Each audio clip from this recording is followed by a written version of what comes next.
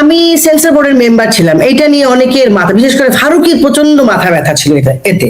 কারণ ওর তো আমার মতো লেখা, ও তো 8 পাসও না বোধহয়, কিন্তু ও সারা জীবন কাটছে কিন্তু মানে বদমাইশি করে।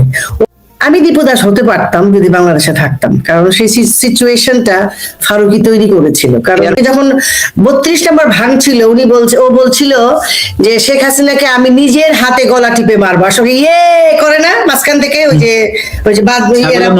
ছাগলের মধ্যে ম্যা ম্যা করে ওরা, এরকম সব নেশাগ্রস্ত। তো আজকে যে মিডিয়ার সামনে এসে বলতেছে শেখ হাসিনার গলা টিপে মেরে ফেলবো, এর শিল্পী সমাজ সুশীল সমাজকে দুই পা ধরে ফাইরা ফেলবো, এই লোকের সাথে গত 1 বছরে অসংখ্য ফিমেল কোয়ার্টিস্ট কাজ করছে, গলাগলি করে চুমাচাটি করে, তখন কেউ কিন্তু প্রতিবাদ করে নাই আপা। আমি অনেকের প্রোফাইলে ওনার সাথে ছবিগুলো দেখছি, এবং আজকে কত বড় একটা নেতা হয়েছে। এই যে যেমন আপনারা যখন বল নিচ্ছেন তখন ফারুককে যেরকম করে বুম করছে, যেটা আমাদের চোখের সামনে দেখা, তো ওই সময়টায় এই লোকটাও বুম করছে। মানে বুম বলতে কিভাবে বুঝেছি, সে ছোটখাটো ক্যারেক্টার করে, সাইডে থাকে।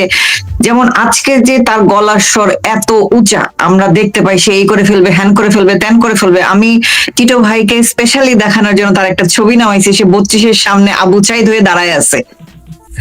32 টিটো ভাই আর আমার একটা স্পেশাল জায়গা, আমাদের নিজের বাড়ির চেয়ে ওইটা অনেক দামি। সেইখানে গিয়ে সে খুশিতে চেগাইয়া দাঁড়ায় আছে, আমি অন্য কিছুই দেখবো না, আমি শুধু দেখবো সে ভাঙা 32-এর সামনে দাঁড়ায় গিয়ে উল্লাস করতেছে। এখন সে বড় নেতা হয়ে গেছে, ভাবা যায় 1 বছরে তার কত চেঞ্জ। সে শিল্পী সমাজের দুই পা ধরা ফাইরা ফালাইতে চায়, অথচ তখন তাকে ঘন্টার পর ঘন্টা ড্রাইভারের রুমে বসায় রাখছে একটা রিসোর্টে। আমি বিরক্ত হয়ে চলে আসছি যে আমি এখানে বসে থাকবো না, আমি এই ট্রিটটা আমি ডিজার্ভ করি না, চাইল্ড আর্টিস্টের মা হিসেবে আমি এটা ডিজার্ভ করি না। আমরা যে অরুণা আপা যেটা বললেন যে ওনার যে সেক্সুয়াল ওরিয়েন্টেশন, তো ওইটা তো তাকে সেল করতে হয়। ওটা তো তাকে সেল করতে হয়। টিটো ভাই যখন বললেন যে তার ওরিয়েন্টেশন এইরকম হইতে পারে, ডেফিনেটলি হইতে পারে, আমাদের কোনো প্রবলেম নেই কার ওরিয়েন্টেশন কি নিয়ে, কিন্তু প্রবলেমটা হচ্ছে সে এটা দিয়ে সেল করে, এবং সে মানে দাড়ি মোচ রেখে হুজুর ভাব ধরে যে ভরংটা করে, প্রবলেমটা হচ্ছে এইটা। রাইট, সে এইখানে বলতেছে যে সে কি জানি বলে আজকে মানে আমরা যাদেরকে যেভাবে দেখা অভ্যস্ত, অরুণা আপু তো লিজেন্ডারি ক্যারেক্টার, আমরা তো অনেক ছোট, আমরা দেখছি বাঁধন সাহসী নারী হিসেবে কানে গেছে ব্যাকলেস ব্লাউজ পরে, সেই বাঁধন কালকে দাঁড়াইছে ইনসাফ বেইনসাফ নামক প্ল্যাকার্ড নিয়ে। এটা ভাবতে পারছিলেন কোনোদিন? আমি ভাবতে পেরেছিলাম মনে হয়। না, সেটা 5ই আগস্টের পরে ভাবতে পারছি, তার আগে তো আমরা ভাবতে পারি নাই। না, আমাদের সমাজ তো এইটাই সমস্যা হয় কি, যে মানে যত অশিক্ষিত হবে, একটু গায়ের চামড়া ফর্সা হবে, তারপরে একটু তেল মানে ন্যাকামি মার্কা কথা বলবে, যারা স্পষ্ট কথা বলে, যারা বুঝে কথা বলে, যারা জেনে কথা বলে, যাদের ফ্যামিলি ব্যাকগ্রাউন্ড ভালো, যাদের এডুকেশন আছে, তাদের এই ইন্ডাস্ট্রি কেউ পছন্দ করবে না। এটা নট এ সিঙ্গেল ওয়ান, তারা বলতে পছন্দ করে। এটা দেখবে, এটা মিলাই দেখো তুমি। আমি পডকাস্টটা দেখছি 5ই আগস্টের আগে, বেশ আগে আপনার যে পডকাস্ট ছিল, আপনি যে কোশ্চেন রেজ করছিলেন যে এরা কোনো কাজ করে না, কিছু করে না, কিন্তু এদের এত লাক্সারির পয়সা কই থেকে আসে, এটা নিয়ে তখন খুব হাউকা হয়েছিল। আমি বলি আপু এই সত্য কথাটা এইভাবে বলে ফেললো একেবারে মাঠের মাঝে, এবং এটা কারো সহ্য হচ্ছে না। আমি কিন্তু কারোর নামও বলি নাই, বিষয়টা না আপনি কারোর নামও বলেন না, বলি নাই, কিন্তু এটা ওরা আমাকে, আমি জানি তানভীর তারেক যে নাকি আরেকজন পয়সা খাওয়া, তার ওয়াইফও পয়সা খাইছে, অনিমা রায় পয়সা খাওয়া, সেও একজন পয়সা খাওয়া মানুষ। তার আমাকে ডেকেছিল, আমি কথা বলেছি, তার প্রতি আমার স্নেহ ছিল, মমতা ছিল। সে একটা ন্যাশনাল অ্যাওয়ার্ড পাওয়ার জন্য পাগলের মতো করতে, তানভীর তারেক পাগলের মতো। সেই যখন শেখ হাসিনা চলে গেলেন, ও লিখেছে পৃথিবীর সবচেয়ে বড় স্বৈরাচারের পতন হইলো আজকে। এটা কি মানা যায়? এটা কি মানা যায়? তুই বলতো না এরকম, হ্যাঁ, ন্যাশনাল অ্যাওয়ার্ড নিলি, তারপরে তুই জায়গা পাইলি, ভাই মানে তানভীর তারেক ন্যাশনাল অ্যাওয়ার্ড পেয়েছেন? জি, হ্যাঁ, ভাই, এবং হ্যাঁ ভাই, এবং ওনার বউ ডক্টরেট ভাই। শোনো, কথা হচ্ছে কি, ওনাকে তো বড় বড় চ্যানেল, বড় বড় টেলিভিশন, আমাদের নূর ভাই থেকে আরম্ভ করে সবাই তো এই ফারুকিদের গ্রুপকে হেল্প করেছে। কিটো ভাই, আমি মাঝখানে একটু ফুট কাটতে চাই, কারণ হচ্ছে অরুণাপু যে বললেন যে যে সন্ধ্যার পর মধ্যে পিপা খোলা হয়, এই ইস্যুতে বলবো, কারণ আবার ফারুকি ওটার সাথে রিলেটেড কেন। হ্যাঁ। আমাদের খুবই পরিচিত একজন, খুব বিখ্যাত একজন গাতক, তার আমার প্রতিবেশী জেলার, এটা না বলে আমি পারতেছি না, আমার খুব কিরকির করতেছে গাটা কয়েকদিন ধরে।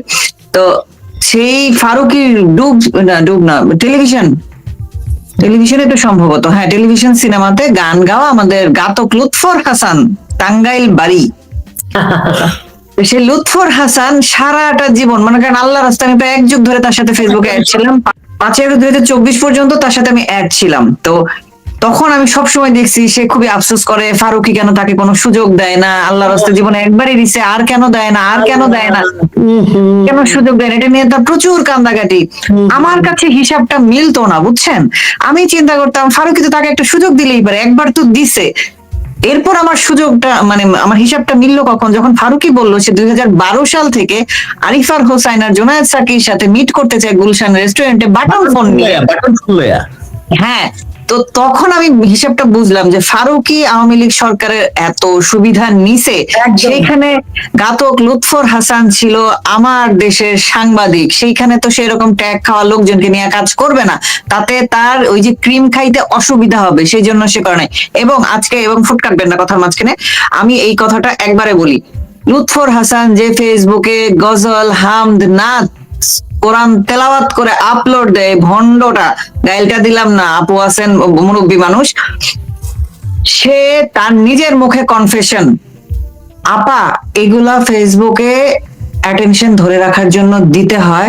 আমি এমনও হইছে মদ খেয়ে ড্রাঙ্ক, কিন্তু আমি একটা কোরআন তেলাওয়াত করে সুন্দর মতো একটা সূরা করে ফেসবুকে আপলোড দিয়ে দিছি, মানুষজন জানবে, কারণ যেহেতু আমি মাদ্রাসা ব্যাকগ্রাউন্ড থেকে আসছি, এটা তো আমাকে দিতে হয় মার্কেট ধরে রাখার জন্য। আমি যে মদ খেয়ে ড্রাঙ্ক, এটা তো আর ওরা জানে না, বাট আমি ফেসবুকে এটা দিছি।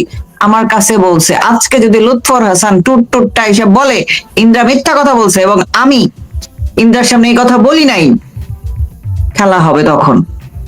এবং সেটা আমাকে আজকে বলে নাই, এটা আমাকে বলছে 18 সালে বলছে, এরপরে বলছে। আমি তার সাথে, তার সম্ভবত 1টা কি 2টা গানে আমি তার সাথে আমি যে ভিডিওতে কাজ করছিলাম, তো তখন সে গল্পে গল্পে এই কথা বলে ফেলছে যে সে, কারণ তখনও সে অলরেডি ড্রাঙ্ক, সে ড্রাঙ্ক মানে মদ খাইতে খাইতে কাজ করে, এবং সে বলছে আমি যেগুলো করি ওরা তো জানে না, আমি মদ খেয়ে কোরআন তেলাওয়াত করে ফেসবুকে আপলোড দিচ্ছি, এটা তো ওরা জানে না। ওরা তো ভাবতেছে আহা লুৎফর ভাই কি সুন্দর কণ্ঠ নিয়া একটা সূরা পড়ে দিল, একটা গজল গায়ে দিল, অথচ আমি তো দিয়ে মদ খায় রাখছি, হে হে হে হে করে সে হেসে ফেললো।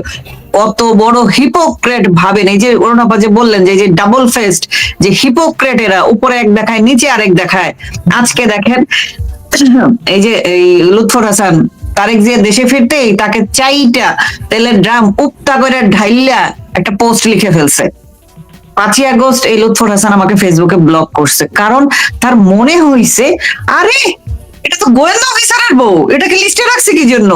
এতদিন তার মনে ছিল না, এতদিন তার মনে ছিল না, কারণ সে এখন যে সে এতদিন ধরে যে হিপোক্রেসির যে মুখোশটা সে পড়েছিল, 5ই আগস্ট 24-এ সেই মুখোশটা খুলছে।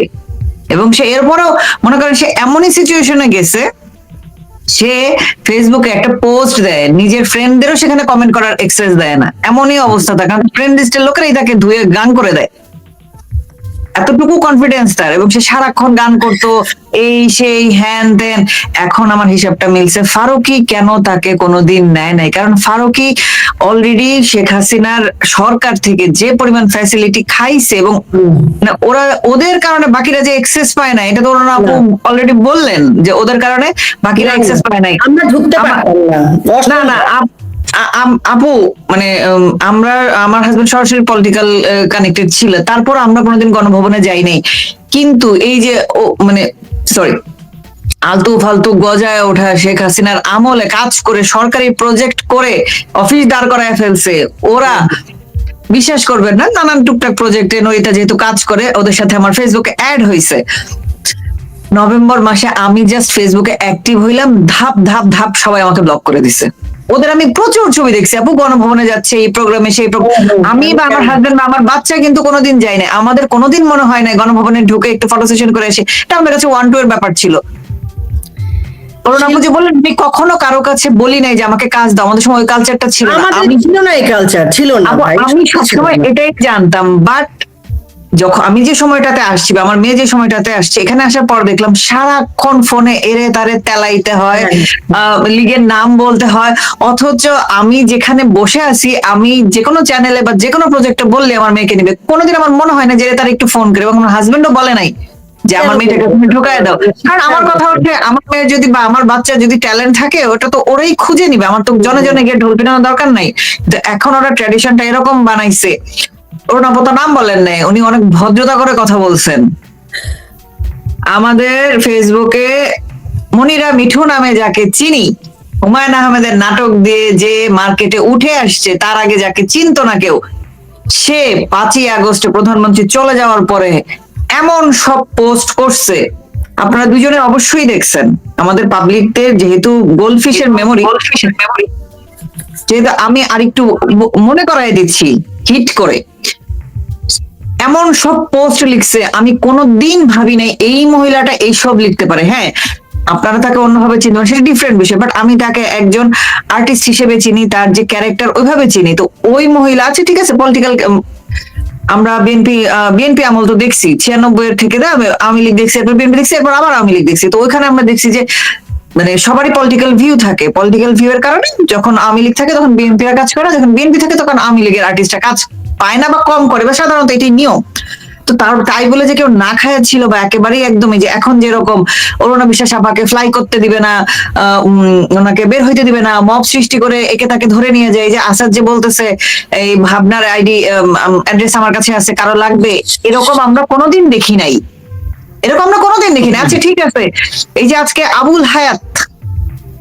আবুল মাল হায়াত, এরা সারাটা জীবন দেখে গেছি, সারাটা জীবন শুনে আসছি যে আওয়ামী লীগ করে বলে বিএনপি আমলে তারা কাজ পায় নাই। বিএনপি 2001 সালে আসার পরে বিপাশার ক্যারিয়ার নষ্ট হয়ে গেছে, সৌমি বিপাশা দুজনের ক্যারিয়ার বন্ধ হয়ে গেছে। কে বলে এই কথা? আমরা সবসময় ওই যে বললেন না যে যারা যে নিউজ বেচে পেট চালায়, বাচ্চার দুধ কেনে, সংসার চালায়, ওরা তো এগুলোই লিখছে। তো আমরা তো ওটা জেনেই বড় হয়েছি। 5ই আগস্ট 2024 আগে আপা কারো এত নোডলি কারো মুখোশটা খোলে নাই, হালকা পাতলা খুলছে, কেউ কেউ বুঝাইছে হালকা পাতলা যে আমি বিএনপি করি। আমি সেন্সর বোর্ডের মেম্বার ছিলাম, এটা নিয়ে অনেকের মাথা, বিশেষ করে ফারুকের প্রচন্ড মাথা ব্যথা ছিল এতে, কারণ ওর তো আমার মতো লেখা, ও তো 8 পাসও না বোধহয়, কিন্তু ও সারা জীবন কাটছে কিন্তু মানে বদমাইশি করে। ও হচ্ছে একটা মূর্খ, একটা মানে ধর্ম ব্যবসায়ী, ও হচ্ছে একটা মানে কি বলবো, হচ্ছে মানে ওর সম্পর্কে আমার অনেক কিছু বলতে ইচ্ছা করে, আমি ওরে বলতে পারি না। যাই হোক, আমার আসলে ওই শিক্ষা তো আমার নাই। আদিস সুপার মার্কেটের গাঁজাখোর সেই ছেলেটি যদি লিখতে যান, গাঁজাখোর তো, হ্যাঁ সে তো গাঁজাখোর, সে তো গাঁজা সবাই খাওয়া জানে। নিয়ে আমার এটা তার পার্সোনাল ব্যাপার, সে যা খায় না এবং খায়, আমার কথা হলো দেখতাম এই যে আমাদের প্রথম আলো, এদের অবস্থাই হচ্ছে যারা ওদের পারপাস সার্ভ করবে, প্রথমে যেমন একজন নৃত্যশিল্পীকে উঠাইলো, প্রতিবার যখনই যাই পুরস্কার দেখি বা টেলিভিশনে দেখি যে তারই পুরস্কার দেয়, তারপর দেখি তিশা, মানে সবসময় ওই পুরস্কার পায়। মানে আমি বুঝি না ভাই কি অভিনয় করে, তাহলে এত শিল্পী বাংলাদেশে তারা কিভাবে, তারা কেউ ভালো অভিনয় করে না, সেই পুরস্কার পায়। আমাদের এই যে ফিল্মের মতো একজন শিল্পী দেখি বারবার 9 বার 10 বার পুরস্কার পাইছে। অরুণা আপু যেটা বলছেন যে প্রধানমন্ত্রী শেখ হাসিনা সবার প্রধানমন্ত্রী, শুধু আওয়ামী লীগের বা যারা আওয়ামী লীগ করে তাদের প্রধানমন্ত্রী না। যে কারণে আমরা দেখি যে আমাদের খুবই মানে পছন্দের একজন ভিলেন রাজীব যখন ক্যান্সার আক্রান্ত হন, উনি বিএনপি পন্থী, এটা কিন্তু প্রধানমন্ত্রী জানেন। খালেদা জিয়ার তরফ থেকে তাকে 1 থেকে 2 লাখ টাকা ডোনেট করা হয়। তার ওয়াইফ যে দেবী গাফফার, উনি ফেসবুকে অসংখ্যবার এটা লিখছেন যে বিএনপি থেকে তাকে কোনো ধরনের ফিনান্সিয়াল হেল্প করা হয় নাই, যেটা করছে আওয়ামী লীগ সরকার শেখ হাসিনা করছে, এটা কিন্তু উনি বারবার লিখছে। কেন ইয়ে কেউ তো করেছে যে হ্যাঁ, আমি ওটাই বলতেছি আপা। এরপর আমরা দেখলাম যে আহমেদ শরীফ প্রধানমন্ত্রীর কাছ থেকে 25 লাখ টাকা পাইছে চিকিৎসা সুবাদে।